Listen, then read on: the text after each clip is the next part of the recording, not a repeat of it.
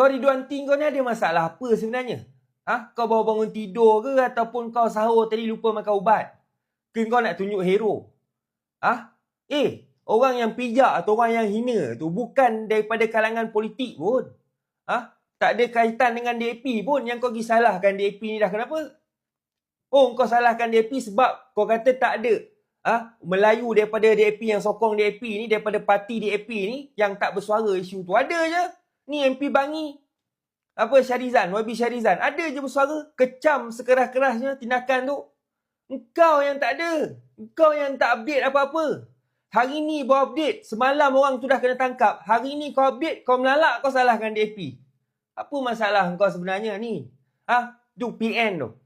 Gerakan, parti gerakan. Kau tengok. Pimpinan-pimpinan gerakan ada keluarkan kenyataan, kecam budak tu. DAP ada. Kau ni jangan batu api sangat kau ni. Aku harap PDRM ni ambil lah tindakan lah.